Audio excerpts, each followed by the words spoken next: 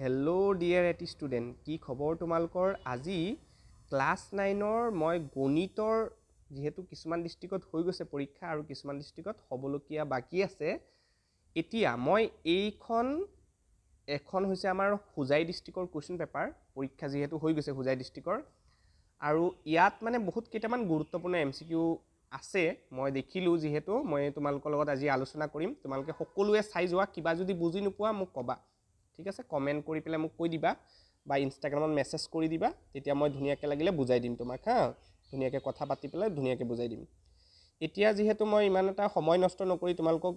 মই কুৱেশ্যনখিনি খালি দেখাই দি থৈ গৈছোঁ, তোমালোকে চোৱা। কিবা বুজি নাপালে মোক ধুনীয়াকৈ সুধিবা, মই নিশ্চয় তোমালোকক ৰিপ্লাই দিম দেই। এতিয়া খালি চাই যোৱা। এতিয়া আমাৰ এইটো তলত দিয়া সমতাত কোনটো বৈশিষ্ট্য ব্যৱহাৰ কৰা হৈছে? a+b = b+a, চ' এইটো হৈ যাব অপশ্যন এটো, ঠিক আছে? চাই যোৱা।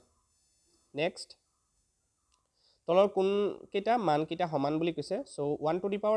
আৰু 4⁴, চ' ইকুৱেল টু 1 হয় দুয়োটাৰো। চ' 1 আৰু 2টো শুদ্ধ, মানে অপশ্যন এটো শুদ্ধ হ'ব, ঠিক আছে? চাই যোৱা। নেক্সট চাই যোৱা। চ' এইকেইটা মই মিলাই থৈছোঁ, চোৱা। চ' মিলাই থৈছোঁ, তোমালোকে ধুনীয়াকৈ চাবা, ঠিক আছে? চ' আমাৰ সেইকাৰণে ফৰ্মুলা দিছে যিহেতু, এইটো অপশ্যন এটো শুদ্ধ হ'ব। নেক্সট চোৱা। নেক্সট তুমি কুৱেশ্যনটো পঢ়িবা। কুৱেশ্যনটো পঢ়াৰ পিছত চোৱা, অখণ্ড সংখ্যাৰ যুগ্ম সংখ্যাবোৰ যদি বাদ দিওঁ, অযুগ্ম সংখ্যাখিনি থাকিব। চ' অযুগ্ম সংখ্যা কেনেকৈ নিৰ্দেশ কৰিম? 2m+1, চ' এইটো এটা শুদ্ধ।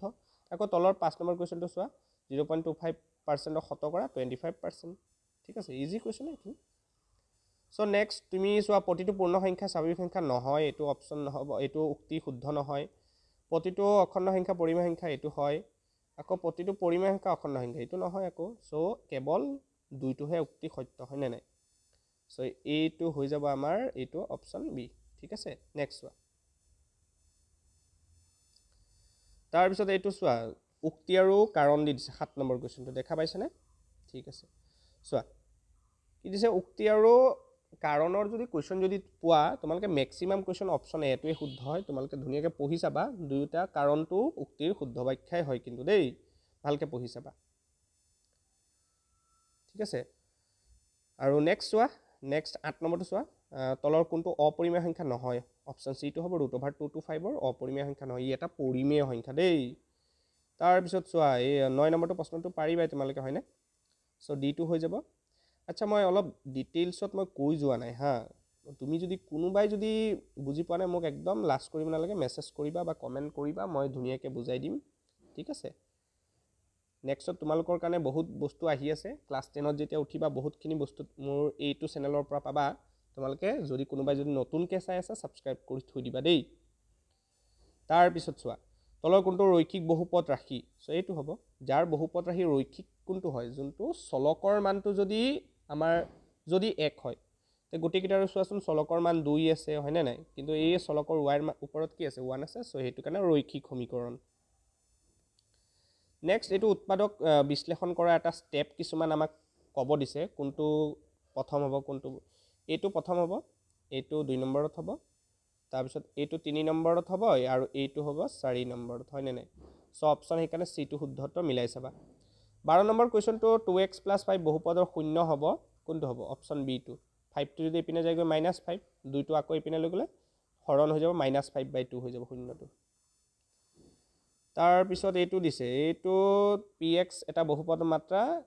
xৰ মানটো কি কৈছে? কৈছে 1ও হ'ব পাৰে। এইটো কি দিছে? এইটো আমাক কৈছে 1ও হ'ব পাৰে, কিন্তু 1তকৈ ডাঙৰ। কিন্তু যিকোনো এটা বাস্তৱ সংখ্যা pa = 0, তেতিয়াহ'লে এইটো হ'ব। তোমালোকে ভালকৈ চোৱাচোন, x - a এইটো এটা pxৰ উৎপাদক হ'ব, কাৰণ এই -aটো যদি যদি 0 বহাওঁ, তেতিয়া -aটো সেইপিনে গুচি গ'লে কি হ'ব? +a, x = a হৈ যাব। সেইকাৰণে x = a বহাইছে, দেখা পাইছা? আৰু =0 পাইছে, ঠিক আছে? অপশ্যন বিটো শুদ্ধ উত্তৰ হ'ব। নেক্সট, মই কৈছোঁৱেই তুমি এই উক্তিটো আৰু এই যুক্তিটো পঢ়ি চোৱা, তোমালোকৰ অপশ্যন এটোৱে শুদ্ধ উত্তৰ হ'ব দেই, ভালকৈ চাই যাবা। তাৰপিছত ইয়াতে কি কৈছে চোৱা, 2,5 আৰু 5,2 বিন্দু দুটা একে চুকত থাকে, প্ৰথম চুকতে থাকিব, হয়নে নাই? তাৰপিছত মূল বিন্দুৰ স্থানাংক সকলোৱে জানা, চি হ'ব, অপশ্যন 0,0। তাৰপিছত ইয়াতে কি কৈছে? উক্তিসমূহ আমাক সুধিছে, x অক্ষৰ দূৰত্বক আমি কি বুলি কওঁ ভুজ বুলি কওঁ অবিয়াছলি হয় x অক্ষৰ ওপৰত থকা বিন্দু স্থানাংক x, 0 হয় হয়নে দুটা উক্তিয়ে শুদ্ধ সো কি হ'ব অপচন সি টো হ'ব কেৱল 1 আৰু 2 উভয়ে সত্য হয়নে নাই তাৰ পিছত চোৱা এইটো বহুত ইম্পৰ্টেন্ট কোৱেশ্চন 18 নম্বৰটো কি শৰ্তত x + by + c = 0 আৰ্হিৰ সমীকৰণ লেখ মূল বিন্দুৰ মাজেৰে যাব সদায় মনত ৰাখিবা c = 0 হ'ব এইটো দেই তাৰ পিছত এইটো তুমি যদি x ৰ মান আৰু y ৰ মান যদি বহাই দিয়া কাৰণ x টো হৈ যাব x ৰ মান হৈ যাব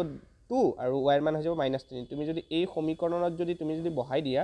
তেতিয়াহলে a ৰ মান পাই যাবা তুমি 4 ঠিক আছে তাৰ পিছত ইয়াতে চোৱা ভালকে চাবা দেই এইটো ডায়াগ্ৰামটো ভালকে চাবা ঠিক আছে কি কৈছে pq প্যাৰেলাল rs x ৰ মান সুধিছে এতিয়া তুমি নিজেই ভাবি চোৱা হা তে এইটো আমাৰ কি দিছে 80 ডিগ্ৰী হয়নে তেতিয়াহলে এইটো কি হৈ যাব এইটো 80 ডিগ্ৰী হ'ব একান্তৰ কোণ হিচাপে সো এইটো যদি 80 হয় তে এই পিনে কিমান হ'ব এই পিনে হৈ যাব 100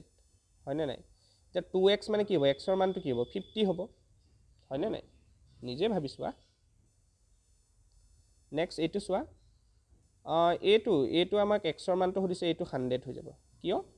কাৰণ এইডাল যদি ছেদক হয় ছেদকৰ একেফালে থকা অন্তকোণৰ সমষ্টি 180 সো এই পিনে 80 আছে তেতিয়াহলে এই পিনে 100 হ'ব তেতিয়াহে যোগ কৰিলে 180 পাম হয়নে নাই সো অপচন সি টো শুদ্ধ উত্তৰ হ'ব নেক্সট চোৱা আমাক কি কৈছে ত্ৰিভুজ ABC AB = BC = CA হয়নে মানে গোটেইকেইটা বাহু সমান বুলি কৈছে তেতিয়াহলে কি হ'ব সেই ত্ৰিভুজটোৰ নাম হৈ যাব সমবাহু ত্ৰিভুজৰ A কোণটো 60 ডিগ্ৰী বুলি কৈছে তেতিয়া B আৰু C টো 60 এ হ'ব তে দুটা যোগ কৰিলে কিমান হ'ব 120 হ'ব অপচন এ টো শুদ্ধ উত্তৰ তাৰ পিছত এইটো তোমালোকে গমেই পাইছা যে এইটো বাহু লগত এইটো বাহু সমান এইটো বাহু লগত আকৌ এইটো বাহু সমান আকৌ এই 50 ডিগ্ৰী কোণ সমান এছ শৰ্ত মতে দুটাও সৰ্বাংগ সমত্ৰিভুজ কত গল গৈ তাৰ পিছত চোৱা তোমালোকে এই উক্তি দুটা পঢ়াচোন ভালকে মই পঢ়িলো বাৰু উক্তি দুটা শুদ্ধই আছে হা ধুনীয়াকৈ পঢ়িবা নেক্সট অসমীয়াটো এইটোত আছে চোৱা এইটো সো দুইটা উক্তি শুদ্ধ হয় সেই কাৰণে মই এইটো ক'ব লাগিব যে অপচন সি শুদ্ধ ঠিক আছে সো ম্যাক্সিমাম এইটো দুটা উক্তি শুদ্ধই দিয়ে বাৰু নেক্সট এইটো মই বাৰু কৰাইছিলো এমসিকিউত তোমালোকে যদি চতুৰ্ভুজৰ যদি এমসিকিউ ভিডিওটো যদি চাইছা তেতিয়াহলে বুজি পাবা এইটো মই কৰাইছো কিন্তু তে কি কৈছে ডাঙৰ কোণটোৰ মাপ কিমান 156 হ'ব কেনেকৈ কৰাইছো তোমালোকে ভিডিওটো যদি চতুৰ্ভুজৰ ক্লাস 9 ৰ যদি এমসিকিউ ভিডিওটো যদি চোৱা নাই চাই লোৱা বুজি পাই যাবা তাৰ পিছত এইটো কি কৈছে এজোৰ বিপৰীত বাহু সমান আৰু সমান্তৰাল চতুৰ্ভুজটো হ'ব সামান্তৰিক ঠিক আছে নেক্সট চোৱা সো উক্তি আৰু যুক্তি এইটো দুটাও আমাৰ কি হৈ যাব সত্যই হ'ব সো অপচন মই কৈছো নহয় এইকিটা আমাৰ সদায় অপচন এ টোই শুদ্ধ হয় উক্তি আৰু যুক্তি তাৰ পিছত এইটো কি কৈছে এটা ত্ৰিভুজ আছে আৰু এটা সামান্তৰিক আছে সামান্তৰিকটো এয়া একেটা প্যাৰেলেলৰ মাজত আছে সো এইটো হৈছে সামান্তৰিক হা এইটো হৈছে সামান্তৰিক ঠিক আছে বুজি পাইছা সামান্তৰিকটো কোনটো এইটো ঠিক আছে আকৌ ত্ৰিভুজ কোনটো এইটো ঠিক আছে সো সমান্তৰাল একে সমান্তৰালৰ মাজতে আছে হয়নে নাই এইটো একে সমান্তৰালৰ মাজতে আছে তেতিয়া হলে আমাৰ কি হয় জানানে যে এই যে ত্ৰিভুজ যোনটো আছে নহয় এই ত্ৰিভুজটো যোনটো কালি হয় এৰিয়া হয় এই সামান্তৰিকৰ কালিৰ আধা হয় ঠিক আছে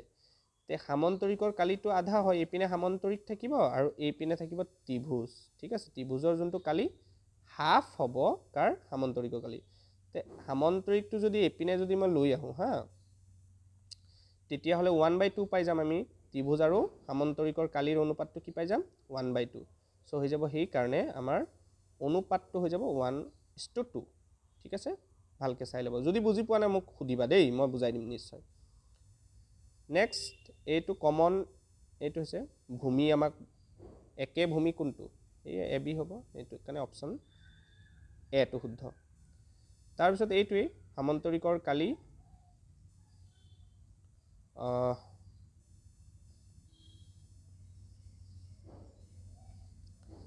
এইটো আমাৰ কি হ'ব সামান্তৰিকৰ কালি সেই ডাঙৰ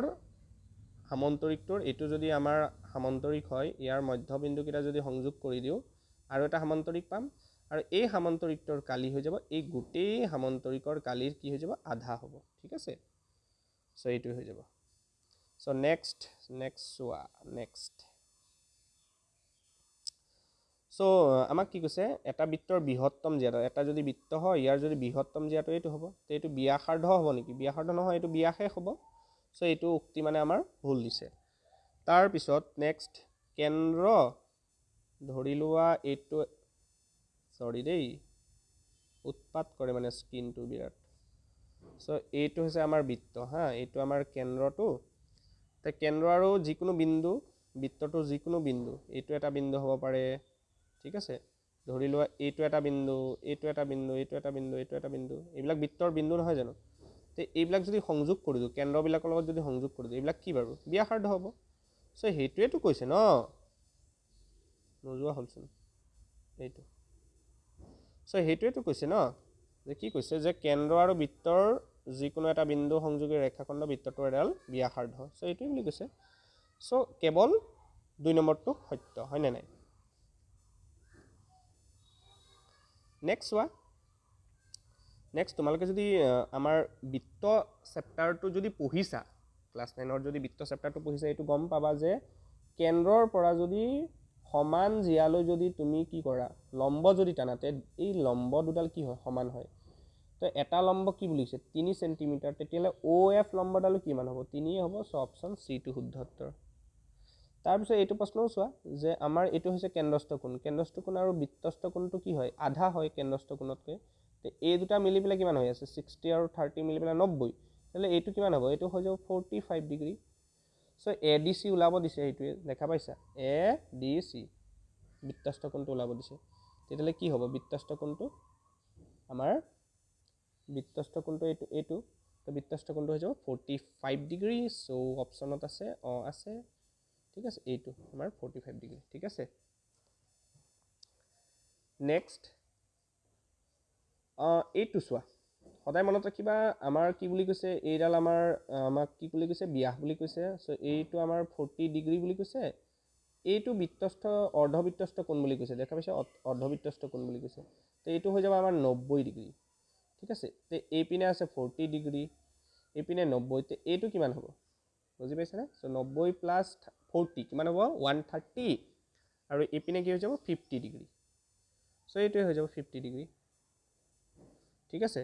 সো আমাৰ এই কোণটো হৈ যাব আমাৰ 50 ডিগ্ৰী তেতিয়াহে এইটো আমাৰ কি হৈ যাব 90 ডিগ্ৰী তেতিয়া যোগ কৰি চোৱা তুমি 180 পাবা গোটেইকেইটা কোণ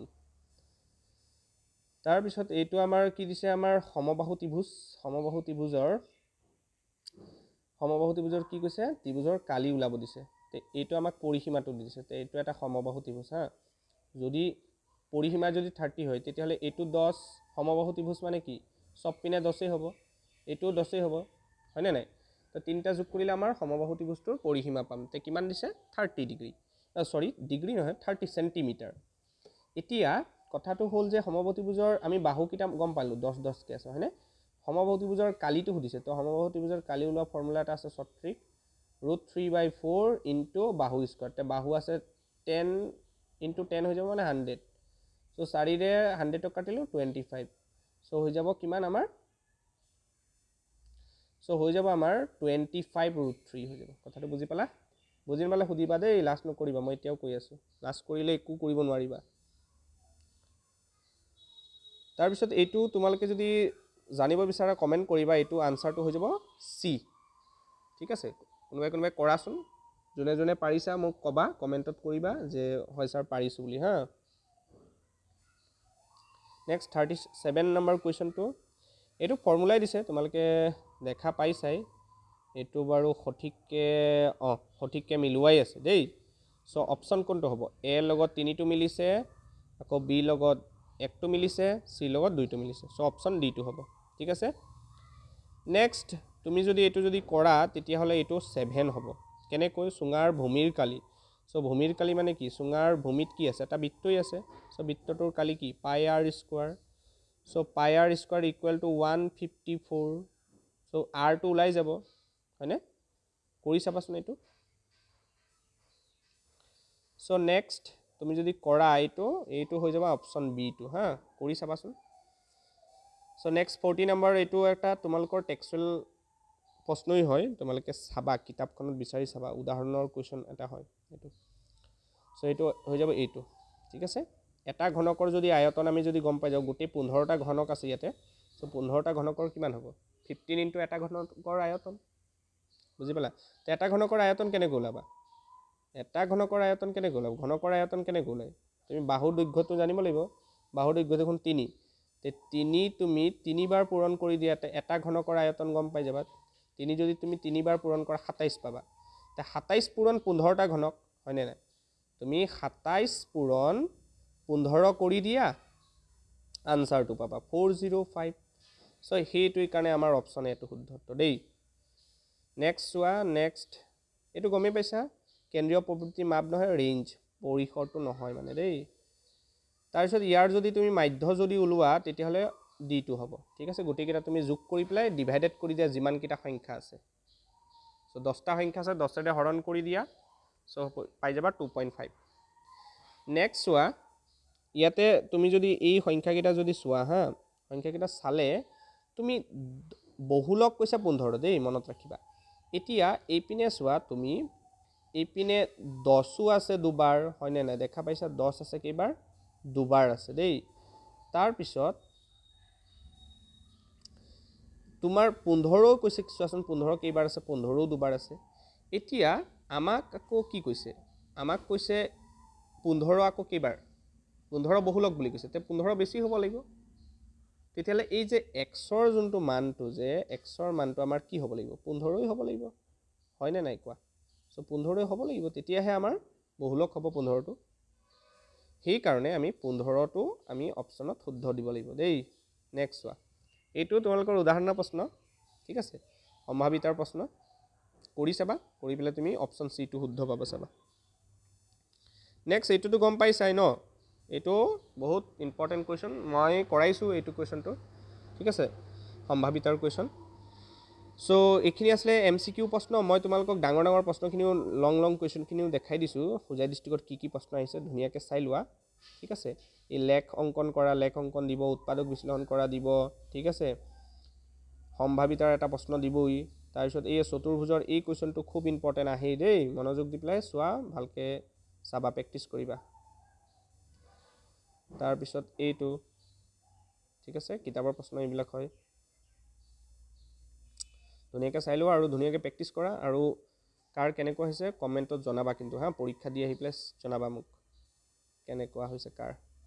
ঠিক আছে ধুনিয়া প্ৰশ্ন দিছে একদম ধুনিয়াকে চাই লোৱা পজ কৰি ধুনিয়াকে প্ৰশ্নখিনি লিখি লোৱা √3 অৱস্থান নিৰূপণ কৰা আহিছে p/q আৰ্হিত প্ৰকাশ কৰিবলৈ তো আহিবই ঠিক আছে ধুনিয়াকে এইখিনি ধুনিয়াকে সমাধান কৰিবা